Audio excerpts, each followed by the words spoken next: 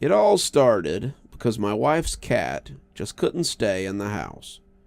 Marbles was not what you would call a smart cat.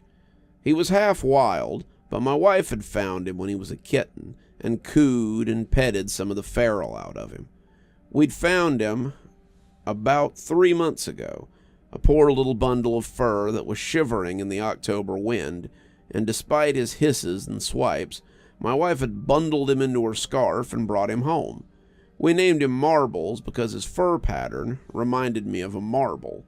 Also, he liked to zoom around the house in the early hours, and I usually said that he had lost his marbles pretty irregularly. The cat has also made it pretty clear that in the matters of most things, I am his backup human.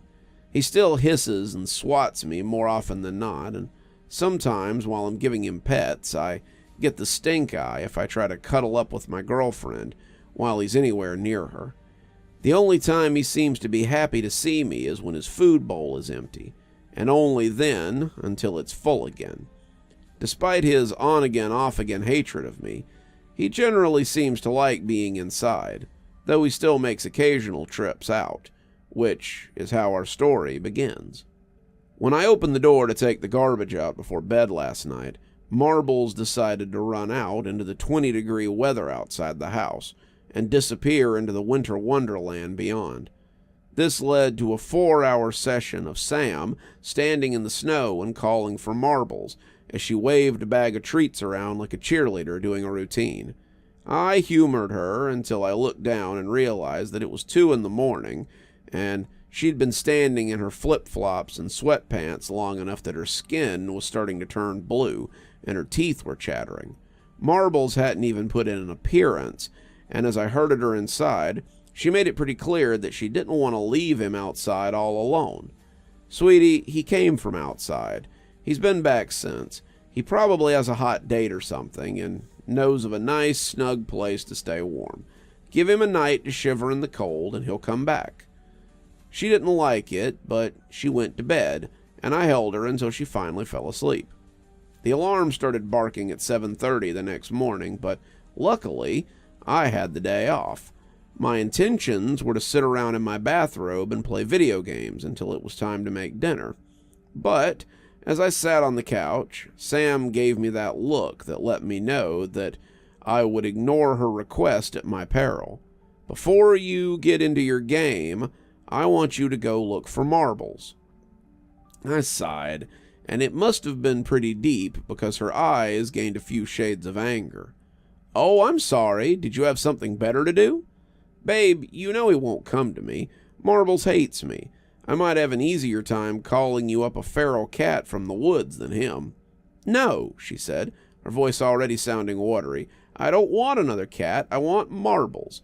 At least go try. He's probably sitting somewhere cold and hungry and waiting to come in.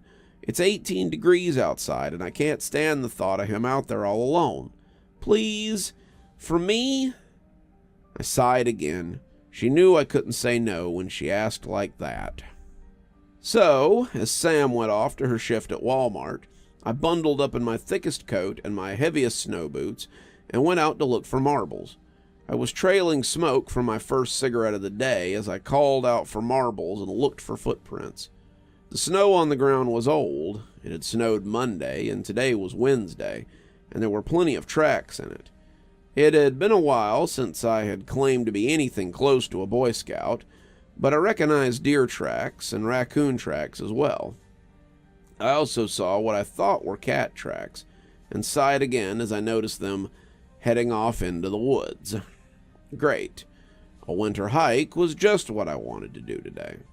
Marbles, I called, hoping he would come out and I could go back in. No such luck, and I left a little pile of treats in the snow to hopefully coax him back as I looked. I clumped off into the woods. The snow, only a few inches worth of frozen crust by this point. It was still in the trees, however, which I discovered as it fell on my head and soaked me through to my undershirt. I shivered, shaking it off as I followed what I hoped were cat tracks through the winter wonderland. The snows had been bad this year, but This was the longest I could remember them hanging in there. It would be a hell of a flood when it finally melted, though I suppose that would be a problem for the little places further downstream. As I walked, I kept looking around like I expected to see something big and angry following me. It was a feeling, something on the back of my neck, but when I glanced in the direction that my neck hairs were going, I didn't see anything. It was just snow and scraggy trees as far as the eye could see. I didn't like it. This was South Carolina after all, and the thought of being stalked by a half-starved bear or a cougar or something was extremely off-putting. I was still following the tracks, getting ready to give up, when I saw the little bastard. He was just standing there. The swirl on his side was kind of hard to make out, but it was definitely him.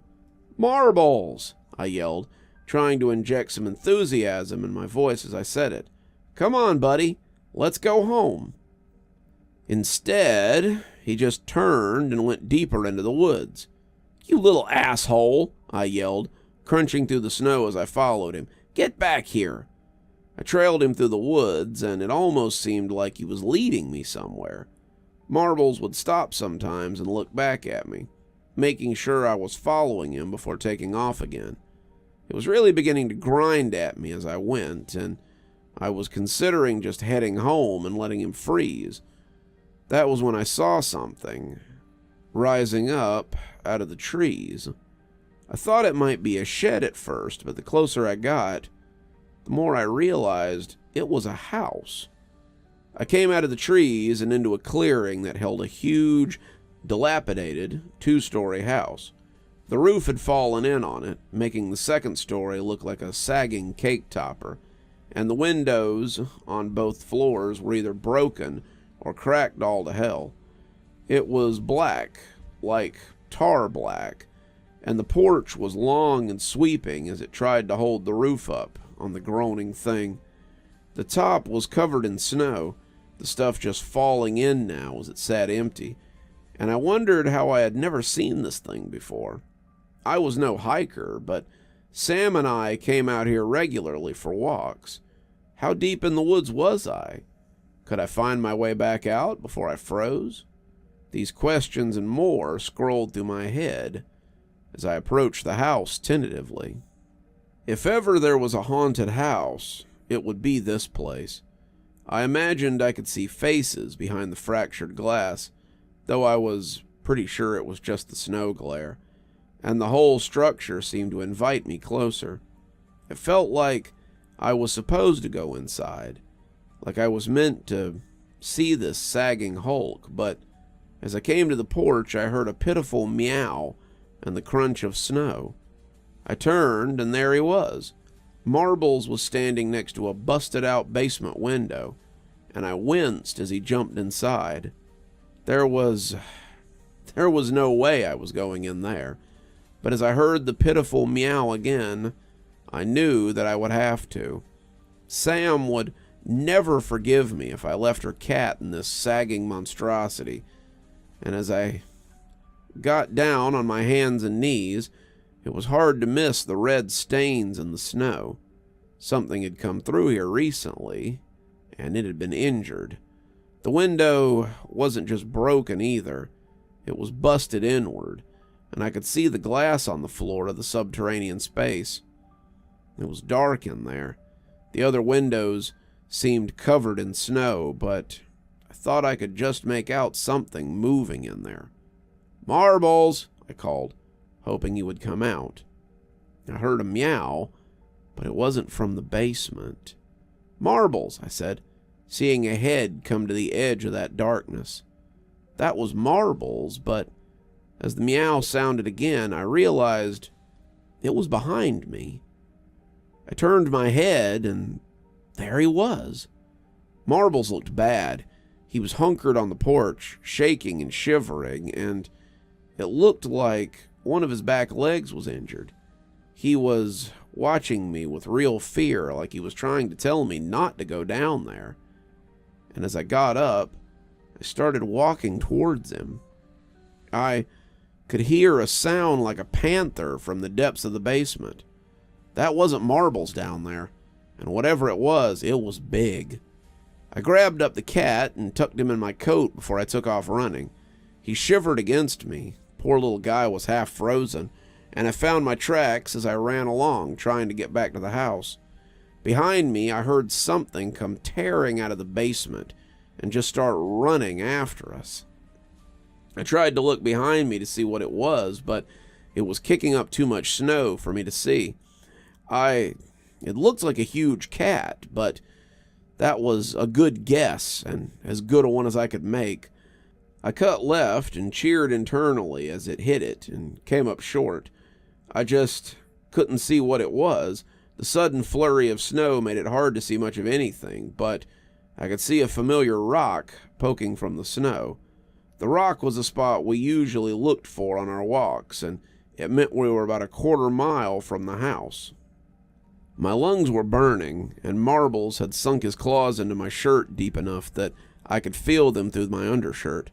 Whatever had been after us had stopped chasing us. At least, I didn't see it anymore. But as I slowed down a little to catch my breath, I could sense that feeling of being watched again. Marbles was still spooked, his claws hanging on, and his wet hackles were up. But the closer we got to the house, the more I thought that it might be over. When I heard the snow cracking about 5 minutes later and saw the huge whatever it was rising up out of the crusty ice, I knew I had been wrong. It was covered in snow, and I thought that it might be some kind of bear. It was as big as a grizzly, but it looked long like a cougar or a mountain lion. It loosed a roar like a lion before it jumped at me, and I did the only thing I could do before it hit me and mauled me to death. I went flat, Marbles yowling as I crunched into the snow, and as it passed over me, I jumped up and started running. I was running without any real destination, just trying to get home before this whatever it was got me, and I could put a door between it and me. When the road came into view, I realized I had overshot. I liked my chances of running on the paved road better than I did of running through the snow, though, and as I came to the blacktop, I didn't slow in the least bit.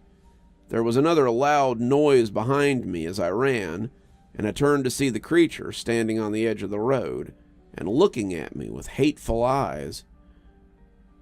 Seeing it there, I couldn't help but think it was some rogue snow animal, its features a perfect mixture of bear and cat. The eyes, like dirt clods, narrowed as they slid back into the snowy forest, and my shiver had nothing to do with the weather as it fell back into the hard-packed snow and was gone. Marbles calmed down a little then, still shivering against me as we went home. My girlfriend found us on the couch a bit later, both bundled up as I sipped hot cocoa and finished writing this up.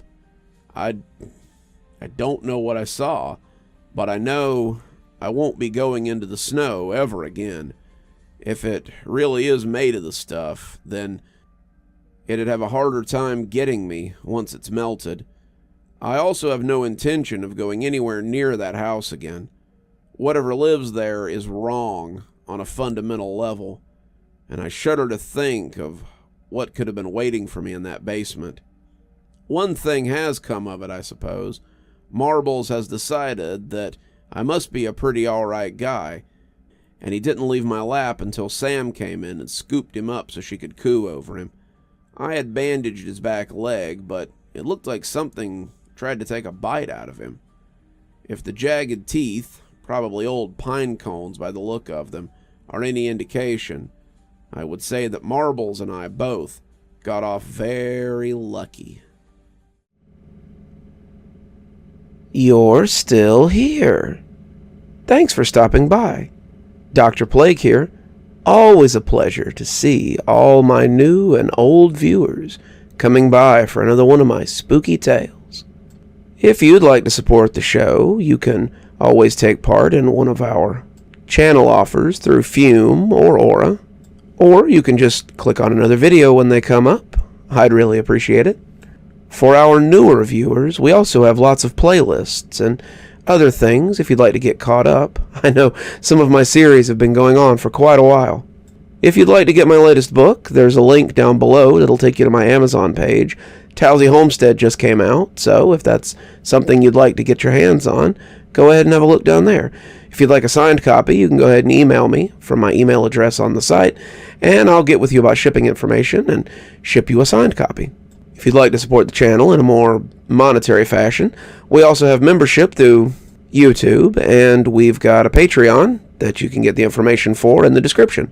We have lots of tiers and everything to suit your needs. Patrons that support on the $10 tier, that's our Ghostly Reader tier, get a book anytime I write one, signed and on their doorstep. As you may have noticed, there's a list of patrons and members on the screen, and I'd like to personally thank every one of them for taking a hand in the future of this channel. Well, that's enough for tonight. Dr. Plague, signing off. Have a wonderful evening.